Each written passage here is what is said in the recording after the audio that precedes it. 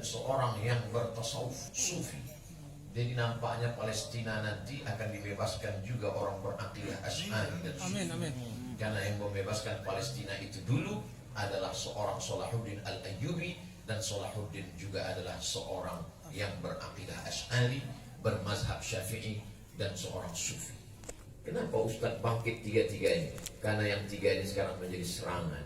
Asy'ari bid'ah, Syafi'i bid'ah bermazhab, dan sufi bid'ah. Orang mengejek mengapa Imam Ghazali tidak membahas masalah jihad. Kenapa dia sibuk membahas masalah hati ketika Palestina sedang dikuasai orang Yahudi, kafir, musyrik, salib? Kenapa dia tidak membahas masalah jihad? Orang lupa Salahuddin Al-Ayyubi bangkit semangatnya, hilang takut matinya karena dia khatam membaca kitab Ihya Ulumuddin yang ditulis oleh Imam Abu Hamid Al-Ghazali, salah satu daripada wali Allah Subhanahu wa taala. Jadi Al-Ghazali mengkaji tentang masalah hati karena ada yang lebih besar daripada jihad. Raja'na minal jihadil asghar ila jihadil akbar. Kita pulang dari jihad yang kecil, yaitu perang, menuju jihad yang besar. Kalau sudah hilang rasa takut mati dalam hati, barulah kita bisa membebaskan Palestina yang sedang dijajah oleh Israel. Inna fatahna laka fatham mubina liyaghfira Allah laka min dhanbika wa ta'akhir wa yutimma ni'matahu 'alaika. Allah sempurnakan nikmatnya kepada engkau, wa yahdiyaka siratan mustaqima. Maka seketika itu ditunjukkan Allah lah jalan yang lurus. Kita meminta, Nabi sudah mendapatkan.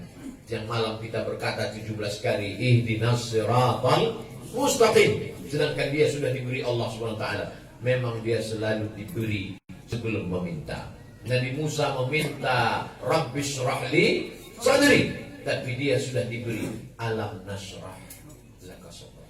Nabi Musa meminta, sedangkan dia sudah diberi wala saufa yu'tika rabbuka fatarda. Allah memanggil Musa ya Musa, Allah memanggil Isa ya Isa, Allah memanggil Yahya ya Yahya.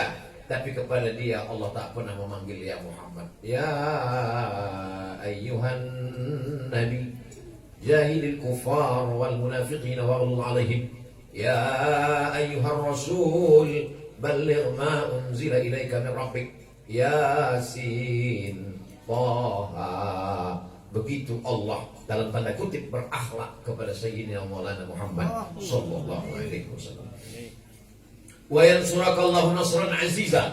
Allah yang menolong dia dengan pertolongan yang amat sangat kuat. Lalu kemudian ketika datang berita kematian yang meninggal, datanglah Umar bin Khattab mencabut pedangnya. Siapa yang mengatakan Muhammad sudah meninggal mati, maka ku pancung kepalanya, kata Umar. Seketika itu juga datanglah Sayyidina Abu Bakar Siddiq membacakan ayat wa ma Muhammadun illa rasul. Dia bukan Tuhan, dia hanya utusan Allah. Qad khalat min qablihi rusul. Sebelumnya sudah ada nabi-nabi dan mereka meninggal. Adam meninggal, Nuh meninggal, Lut meninggal, Musa meninggal, Ibrahim meninggal. Afa imma mata, kalau dia meninggal, au qutila, atau dibunuh orang, inqalabtum ala aqabikum, apakah kalian akan murtad? Apakah kalian akan kembali kepada agama yang lama? Wa may yanqalib ala aqibai, siapa yang meninggalkan agama ini, falan yadurrallaha syai'a, sikit pun Allah tak rugi. Mendengar ayat itu jatuhlah pedang Sayyidina Umar bin Khattab. Ternyata Umar bin Khattab yang hafal Quran, Umar bin Khattab yang menulis wahyu, ketika cinta menyentuh hati, orang tercinta meninggalkannya, ayat-ayat itu hilang. Itulah maka kita ulang-ulang ayat ini ketika orang yang kita sayangi meninggalkan kita, maka kita ada orang lain yang mengingatkan kita. Hai Ustaz Abdul Somad, engkau yang ceramah dulu, engkau yang membacakan ayat itu, tak ingatkah engkau membacakan wa ma Muhammadun illa rasul? Lalu kemudian sudah datang kepada kamu, siapa dia? Laqad ja'akum rasulun min anfusikum. Sudah datang kepada kamu rasul dari jenis kamu sendiri.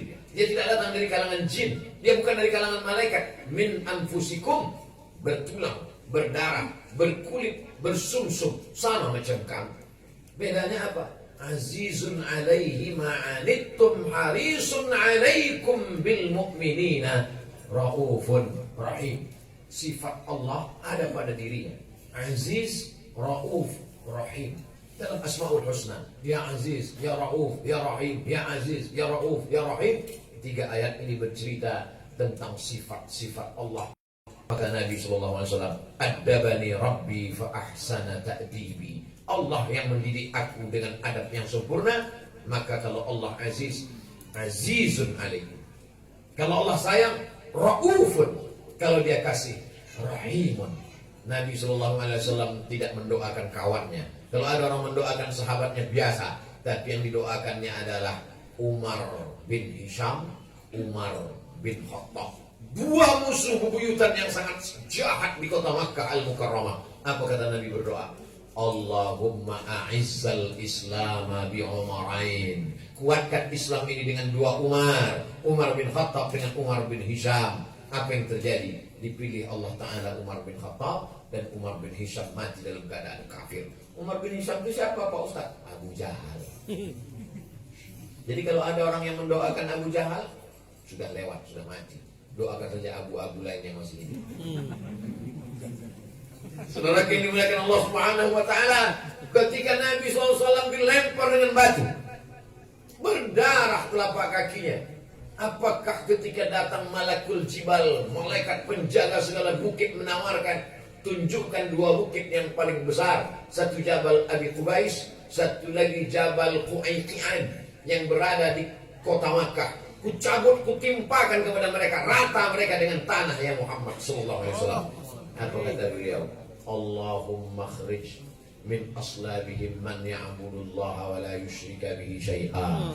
Ya Allah, keluarkanlah dari tulang sulbi mereka anak cucu yang akan menyembah Engkau dan tidak akan mempersekutukan Engkau dengan apapun. Kira-kira apa yang sedang bicara waktu itu? Sifat Rauf dan Rahim dalam diri Muhammad sallallahu alaihi wasallam. Akhirnya berkat doa dia, Allahumma shalli wa sallim wa barik alaihi. Akhirnya berkat doa itu penduduk Taif sekarang 100% muslim di Saudi Arabia, 110 km dari kota Makkah Al-Mukarramah. Bagi yang tak percaya, ukur dan hitunglah sendiri nanti kalau berangkat ke Makkah. Jangan lupa ziarah ke makam Sayyidina Abdullah bin Abbas di Taif. Dan di samping makam Sayyidina Abdullah bin Abbas itu ada seorang ulama Melayu bernama Syekh Daud Al-Fatani. Syekh Daud Al-Fatani. Tapi karena di sana berziarah dilarang karena dianggap nanti akan melakukan bid'ah takhayul dan khurafat, akhirnya makam Sayyidina Abdullah bin Abbas itu ditutupi dengan tembok yang tinggi. Tapi kita bisa tahu karena di samping musalla An-Nisa, ziarah ke sana. Assalamualaikum ya Abdullah bin Abbas, Assalamualaikum ya sahiba Rasulullah sallallahu alaihi wasallam. Apa kata Sayyidi Al-Habib Ali Al-Jifri? Kalaulah dianggap makam itu menjadi tempat bid'ah lalu makam dihancurkan. Berapa banyak makam-makam wali dihancurkan? Makam-makam imam mazhab dihancurkan oleh ISIS karena dianggap tempat bid'ah. Maka bid'ah yang paling besar dilakukan orang di samping Ka'bah. Lalu apakah gara-gara itu lalu Ka'bah akan dihancurkan? Logika berpikir yang keliru. Yang dihancurkan itu bukan tempatnya, yang dihancurkan itu adalah pemahaman orangnya. Yang dihancurkan dengan dakwah, bukan dengan menghancurkan. Karena ada perbuatan bid'ah di makam sahabat dihancurkan. Karena ada perbuatan bid'ah di makam Nabi, lalu kubah hijau mau dihancurkan. Nanti lama-lama karena ada perbuatan bid'ah di samping Ka'bah, Ka'bahnya mau dihancurkan. Orang begitu bangganya mengatakan, saya baru pulang dari ziarah. Kemana? Dari tempat kelahiran Isa. Mereka begitu bangganya berkata, kau pulang dari mana? Dari ziarah ke tempat kelahiran Siddhartha Gautama. Tiba-tiba tempat kelahiran Nabi mau dihilangkan. Saya khawatir cucu cicit kita akan berkata, Muhammad itu hanya fiksi. Kami tak tahu di mana tempat lahirnya. Kami tak tahu di mana tempat giginya patah. Kami tak tahu. Kenapa? Karena tempat-tempat bersejarahnya dihilangkan. Hanya karena alasan takut perbuatan bid'ah. Padahal yang diperangi itu bukan tempatnya, tapi pemahaman orangnya. Dengan apa? Dengan majelis-majelis ilmu, membacakan As-Syama'il Al-Muhammadiyah, membacakan maulid. Isi maulid ini adalah sejarah. Isi maulid adalah puji-pujian kepada Sayyidina Maulana Muhammad sallallahu alaihi wasallam. Ya ayyuhan nabi. Allah tidak mengatakan ya Muhammad. Ya ayyuhan nabi, wahai nabi, maksudnya adalah Sayyidina Muhammad SAW. Inna arsalnaka syahidan, kami jadikan engkau utusan sebagai saksi.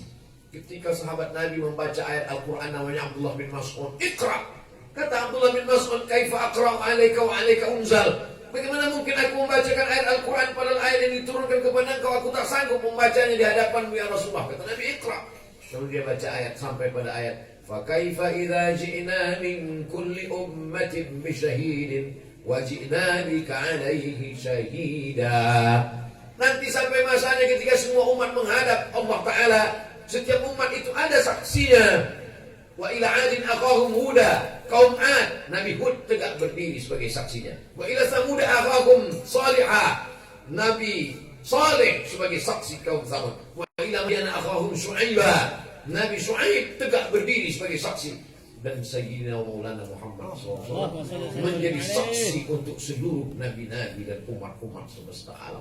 Mendengar ayat itu dibacakan, فَإِذَا عَيْنَهُ تَذْرِفَانِ, meleleh air mata Nabi. Lalu kata Nabi, hasbuka, cukuplah wahai Abdullah bin Mas'ud, cukuplah ayat itu kau bacakan, berhentilah. Karena dia membayangkan akan datang menghadap Allah, dan Nabi kita itulah menjadi saksi. Dan kita adalah umat yang pertama, amal kita paling pendek, umur kita paling singkat, ibadah kita paling tak ada apa-apanya, tapi kita lebih dulu masuk ke dalam surga bersama Nabi Muhammad.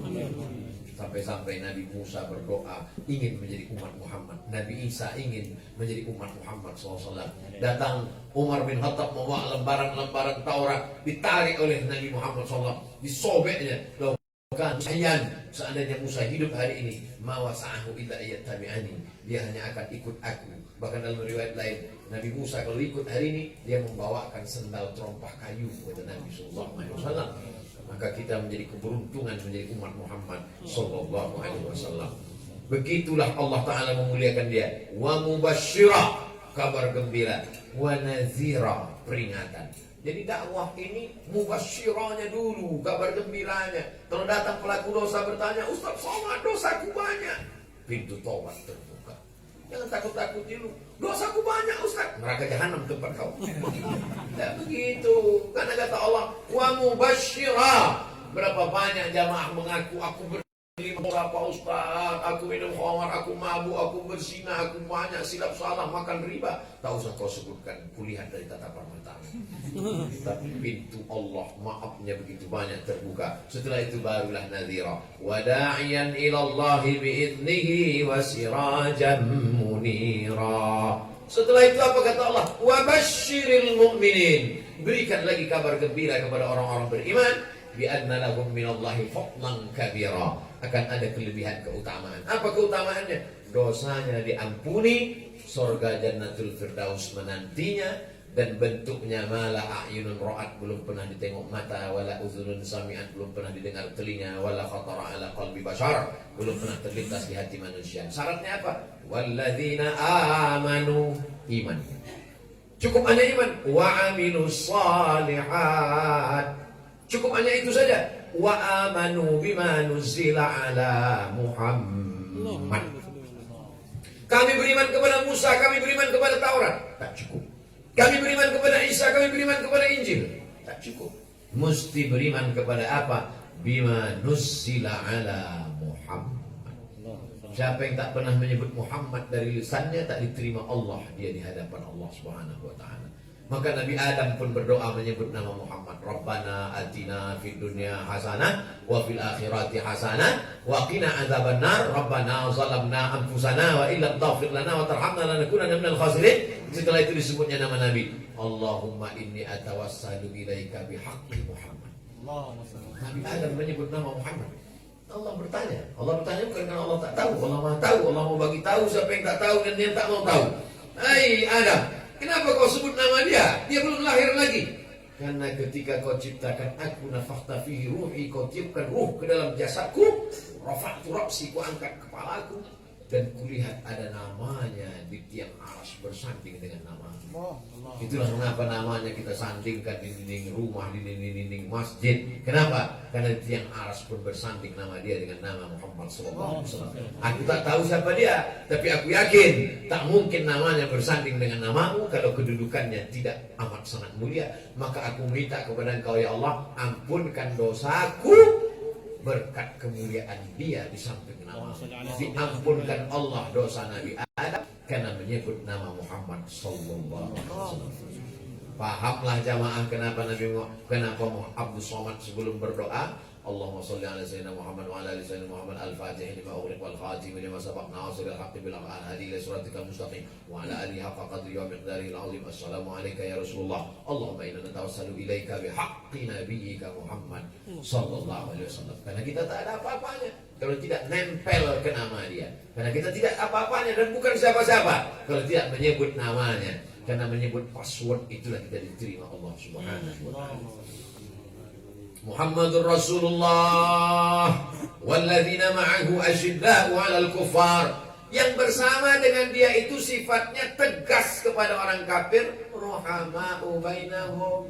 Kalau bersama orang beriman kasih sayang. Sekarang beda. Sesama orang beriman tegasnya minta ampun, bersama orang kafir berkasih sayang. Maka ayatnya diulang lagi bolak-balik. Kenapa? Karena manusia sekarang banyak salah pasang, salah resep, salah obat menjadi racun gara-gara salah pasang. Maka tekankan sekali lagi, Muhammadur Rasulullah walladzina ma'ahu asyidda'u 'alal kuffar ruhama'u bainahum tarahum ruk'an ruku' sujada sujud. Mereka ruku' sujud mau cari apa? Yabtaguna fadlan minallah wa ridwana. Jangan beribadah mencari keinginan, tapi carilah ridha Allah. Karena kalau kau beribadah mencari keinginan, yang kau dapatkan hanya keinginan itu saja. Tapi kalau beribadah mencari ridha Allah, kalau Allah sudah ridha, segala yang diinginkannya akan kau dapatkan lebih dari yang kau inginkan. Boleh untuk update status besok pagi. Kalau beribadah kepada Allah hanya untuk menghasilkan yang kau inginkan, maka keinginan Allah lebih besar daripada yang kau inginkan. Maka beribadahlah mencari ridha Allah. Kalau Allah sudah ridha, Dia akan berikan kepada engkau lebih besar, lebih banyak, lebih hebat, lebih dahsyat daripada yang terlintas dalam pikiranmu. Maka beribadahlah mencari ridha Allah. Dan malam ini kita beribadah, kita sebut salawat, kita muliakan dia, kita bersilaturahim, kita muliakan habaib. Yang kita lain tak bukan adalah supaya Allah ridha dengan kita. Radina billahi rabba, wa bil islami dina, wa bi Muhammadin nabiyya wa rasula. Simahum fi wujuhihim min athari sujud. Di wajah mereka ada bekas sujud. Saya tengok semula habis tak ada bekas sujud. Katanya bekas sujud itu keningnya hitam Pak Ustaz. Bekas sujud. Ternyata makna bekas sujud artinya di saat sujudlah orang paling semua anggota tubuhnya turun. Kalau berdiri tidak. Di saat sujudlah manusia semua anggota tubuhnya turun. Rambutnya turun kalau gondrong. Ujung kakinya turun, ujung tangannya turun, 7 anggota tubuhnya menempel ke lantai. 2 ujung kaki, 2 lutut, 2 tapak tangan, 1 kening. Maka makna athar sujud artinya orangnya tawadhu. Bukan keningnya hitam, sombongnya minta ampun. Bagi yang keningnya sudah hitam, jangan risau. Kan gara-gara itu lalu beli pemutih. Makan jus bongkoang seminggu. Yang sudah hitam biarkan saja. Tapi memaksa kening supaya hitam itu tak betul. Karena makna min athari sujud artinya adalah orangnya tawadhu dan rendah hati. Kenapa disebut sujud? Tempat kita beribadah, masjid. Dari kata sujud. Karena kalau kita sudah masuk ke masjid, kita merendahkan diri hati kepada Allah Subhanahu wa taala. Orang yang paling dekat dengan Allah bukan yang di Ka'bah. Orang yang paling dekat dengan Allah bukan yang di Taman Raudhah. Orang yang paling dekat dengan Allah aqrabu ma yakunul 'abdu aqrabu ma yakunul 'abdu min rabbih fa huwa sajid. Orang paling dekat Allah ketika dia bersujud. Hebatnya Allah Taala. Kalau seandainya Allah katakan orang yang paling dekat dengan Allah adalah ketika umroh, siapa yang bisa umroh sekarang? Orang yang paling dekat dengan Allah adalah orang yang bisa haji. Siapa yang bisa haji sekarang? Tapi ada satu ibadah tidak terhalang oleh COVID. Orang yang bisa paling dekat dengan Allah adalah orang yang bersujud. Melelehlah air mata pasien yang sakit pinggang tak bisa sujud. Yang sakit tidak perlu memaksakan diri bersujud, cukup dengan secara zahirnya tak nampak sujud, maka ada sholat yang telentang dengan isyarat mata, ada sholat, itu semua sudah diajarkan oleh Nabi dalam keadaan darurat. Dzalika mathaluhum fit Taurati wa mathaluhum fil Injil. Begitulah perumpamaan mereka disebutkan dalam Taurat, dalam Injil. Kazar'in akhraja syaq'ahu, seperti tanaman tumbuh keluar tunasnya, kuat batang pokok kayu itu, fastaghladha fastawa ala suqih, kokoh tegak berdiri, yu'jibuz zurra'a liyaghidha bihimul kuffar, yang menanamnya merasa senang. Oh, tanamanku senang yang sebelumnya jatuh dipukul angin, hari ini tegak berdiri. Lalu kemudian orang kafir merasa risau, marah dengan kuatnya umat Islam. Tapi Allah menunaikan janjinya. Wa'adallahu alladhina amanu wa 'amilus salihati minhum maghfiratan wa ajran 'azima. Dan kita selalu mengatakan 5 kali sehari, innaka la tukhliful mi'ad. Janji Allah Subhanahu wa taala. Wa idh qala Isa ibn Maryam ya bani Israil. Ketika Nabi Isa anak Maryam berkata kepada Bani Israel, Nabi Musa alaihissalam, Nabi Ibrahim alaihissalam punya anak laki-laki namanya Yakub, Nabi Ibrahim punya anak laki-laki namanya Ishak, Nabi Ishak punya anak laki-laki namanya Yakub. Yakub itu punya nama 2, satu Yakub, satu lagi Israel. Tadi yang ceramah siapa?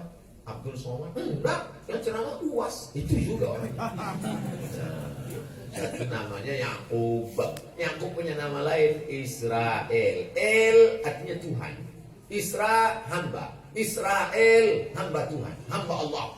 Maka Bani Israel maksudnya adalah anak cucu keturunan Yakub alaihissalam. Yakub punya anak namanya Yusuf. Yusuf punya saudara laki-laki namanya Yahuza. Cucu cicit keturunan Yahuza disebut dengan Yahudi. Maka semua Yahudi itu adalah keturunan daripada Israel. Kerajaan mereka dulu satu, nama kerajaannya Israel. Tiba-tiba pecah politik, pecah koalisi.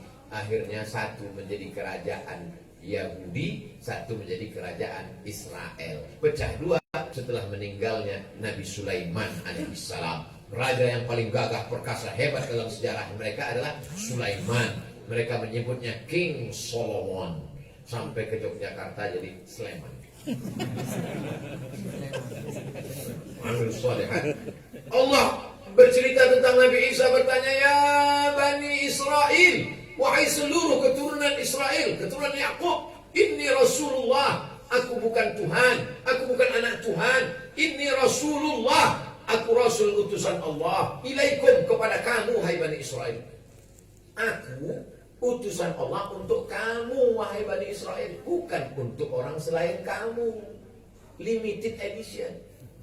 Beda dengan Sayyidina Muhammad SAW. Kafatan linnas, untuk seluruh manusia.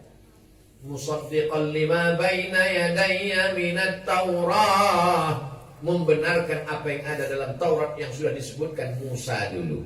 Wa mubasysyiran birasulin, aku datang memberikan kabar gembira bahwa nanti setelah aku ini akan datang seorang laki-laki. Min ba'di, sesudah aku nanti akan datang seorang laki-laki. Ismuhu Ahmad, namanya Ahmad. Tapi ada yang GR, kepedean. Akulah itu. Kau siapa? Mirza Ghulam Ahmad. Kata dia, bukan, yang datang kemarin itu Muhammad. Yang sedang disebutkan di sini Ahmad. Kalau bodoh jangan terlalu. Kalau bodoh aja, jangan terlalu. Nanti kalau Mirza Ghulam Ahmad ngaku ini nama dia, nanti kita khawatirnya Nasrullah juga ngaku. Aku juga nabi, kata dia. Mana ayatnya ini? Idza jaa Nasrullah. Nanti setelah Nasrullah ada lagi satu lagi yang aku. Siapa namanya? Abdul Somad. Ini ayatnya. Qul wallahu ahad, Allahus. Nah, ini lagi ya. Ini bahayanya kalau kegeeran. Maka sesungguhnya nama dia adalah Ahmad, masyhur di antara para malaikat. Sebelum zahir dalam bentuk darah, dalam bentuk tulang, dalam bentuk kuku, dalam bentuk bulu, dalam bentuk sumsum, dia masyhur di langit dengan nama Ahmad. Setelah zahir nyata di alam, maka dia masyhur dengan nama Muhammad. Ana Ahmad, ana Muhammad, ana Yasin, ana Taha, ana Al-Aqib, ana Al-Hashir, ana Al-Hami, ana Al-Fatih, ana Al-Khatib. Dia Ahmad, dia Muhammad, dia Taha, dia Yasin, dia Al-Fatih, dia Khatib, dia Al-Hami, dia Al-Aqib, dialah Sayyidina Maulana Muhammad SAW. Makanya kalau kenalan sama orang itu tanya namanya baik-baik.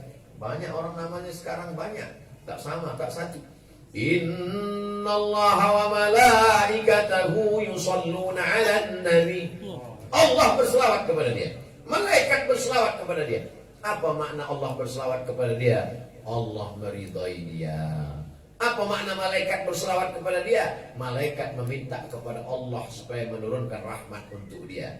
Ya ayyuhalladzina amanu, hai orang-orang yang beriman, sallu alaihi. Sedangkan Allah saja berselawat, malaikat saja berselawat, kenapa kalian pelit bakhil kepada Allah? Sallu alaihi, berselawatlah kepada dia. Wasallimu taslima, ucapkanlah salam kepada dia. Maka kita pun ramai-ramai mengucapkan salam. Assalamu alaik Zainal Anbiya, Assalamu alaik Asqal Asqiya. Zain, perhiasan. Anbiya, para nabi. Kita ini semuanya suka perhiasan. Nabi pun ada perhiasannya. Dia pakai cincin, khatim. Para habaib pakai khatim. Muhammad Rasulullah. Perhiasan di antara para nabi itu adalah Sayyidina Maulana Muhammad. Asqal Asqiya, yang paling takut. Dia sendiri mengatakan, Ana atqakum wa ana akhsyakum. Aku orang yang paling takut di antara kamu. Maka disebut dia dengan Asqal Asqiya. Asfal Asfiya, yang paling suci, yang paling bersih di antara yang bersih. Ustaz Somad, anak saya lahir kasih nama. Saya kalau ngasih nama, nama saya yang mau dikasih? Nama anak Pak Ustaz bisa. Saya ngasih nama, bisa nama istri Pak ya. Nama anak, iya. Anaknya kembar Pak Ustaz. Oh bagus. Siapa nama yang cocok Pak Ustaz? Azka Azkia, Azko Azkia. Mantap, so sweet. Dua-duanya adalah gelar Sayyidina Muhammad SAW. Azkal Azkia, yang paling suci, paling bersih di antara yang bersih. Min Rabbis Sama, dari Allah Subhanahu wa taala. Dain bilang qila, terus menerus tak pernah putus. Ahmad ya habibi, engkaulah Ahmad, kekasihku, orang yang paling kucinta. Taha ya tabibi, engkaulah Taha. Taha ma anzalna alaikal qur'ana litashqa. Wahai Taha, wahai Nabi Muhammad SAW, tidaklah kuturunkan Al-Quran ini kepada engkau untuk memberatkanmu. Maka Taha bernama dia, ya tabibi, engkaulah pelipur lara, penghilang penyakit gundah gulanaku. Ya miski wa tibi, miski harum semerbak kasturi. Sudah tercium harumnya 500.000 tahun perjalanan. Begitulah harum semerbak. Wa tibi, ketika tangannya dicium oleh Anas bin Malik, kucium tapak tangan Nabi, atyabu min rihil miski, lebih harum daripada semerbak kasturi. Itulah maka kita mencium tangan para habaib. Kenapa? Karena Anas bin Malik mencium tapak tangan Nabi, dia rasakan lebih halus dari sutra dan lebih harum daripada semerbak kasturi. Cium tangan bid'ah, wa kullu bid'atin dhalalah, wa kullu dhalalah dalil. Anas bin Malik mencium tangan Nabi SAW. Ya, tapi dia Nabi. Bagaimana dengan yang bukan Nabi? Zaid bin Sabit mencium tangan Abdullah bin Abbas. Zaid bin Sabit lebih tua dari Abdullah bin Abbas. Ketika Nabi meninggal, umur Zaid bin Sabit 20. Umur Abdullah bin Abbas 15. Beda 15 tahun. Zaid bin Sabit mencium tangan. Kata Abdullah bin Abbas, kenapa kau cium tanganku wahai Zaid bin Sabit? Karena kau keluarga Rasulullah SAW. Itulah amalan-amalan yang kita lakukan. Ya mahid walam, Nabi Muhammad SAW penghapus segala kegelapan. Ketika dia datang maka hilanglah segala yang gelap. Al-musyaffa' fil qiyamah, dialah yang memberikan syafaat karena diberikan oleh Allah SWT. Man dzalladzi yashfa'u 'indahu illa bi'idznihi. Al-mudhallal bil ghamamah, dialah yang ditutupi awan. Kemana dia pergi ditutupi awan? Bil ghamamah, awan. Tiba-tiba ini pendeta tidak pernah keluar dari kuil tempel tempat dia beribadah. Tiba-tiba keluar dia dari dalam dan dia berkata, hai fulan, bawa anak ini kembali ke Makkah. Jangan kau bawa dia ke negeri Syam. Aku khawatir nanti orang Yahudi akan melihat dia dan membunuh dia. Karena mereka menanti-nantikan Rasul terakhir. Mereka menyangka dari kalangan keturunan Ishak. Ternyata bukan dari Ishak tapi justru keturunan Ismail. Mereka dendam. Mereka akan membunuh ini. Sesuai dengan firman Allah. Kullama ja'akum rasulun bima la tahwa anfusukum mustakbartum fa fariqan kadzdzabtum wa fariqan taqtulun.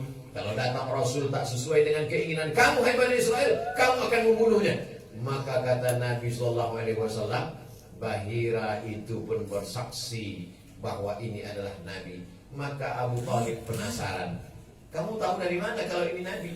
Aku lihat ada awan yang selalu menaungi dia kemanapun dia pergi. Begitulah kalau Allah mau bercerita, maka dia katakan alladzina atainahumul kitab, mereka yang kami berikan Taurat dan Injil, ya'rifunahu kama ya'rifuna abna'ahum. Mereka mengenal Muhammad SAW sebagaimana mereka mengenal anak kandung mereka sendiri.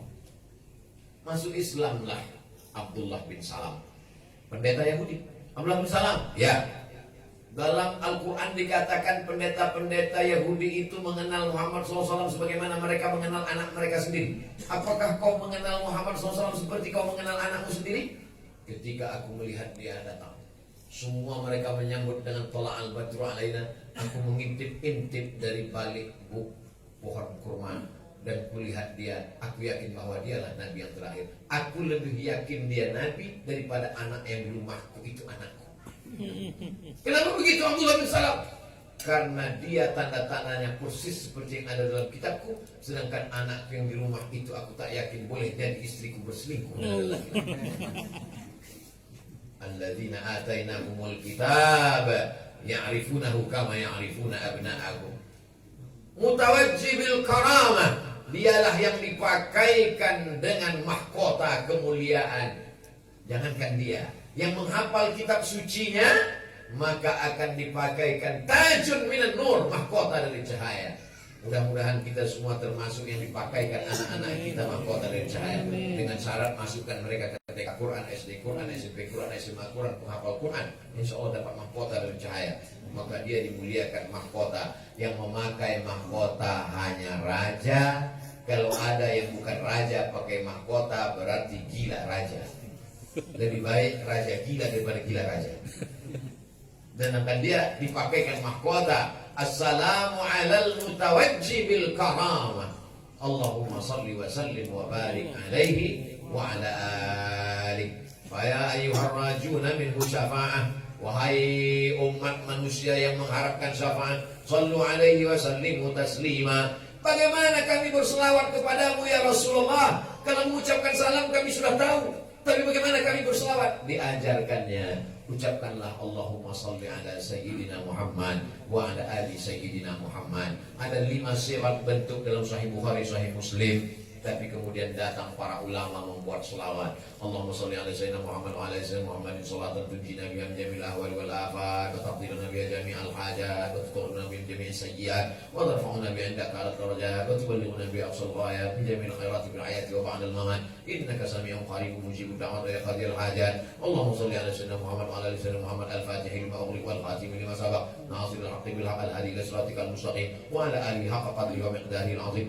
Ratusan selawat disusun oleh para ulama karena mereka ingin mendapatkan syafaat dari Sayyidina wa Maulana Muhammad sallallahu alaihi wasallam. Itulah yang dapat disampaikan oleh Al-Fakir Abdul Somad.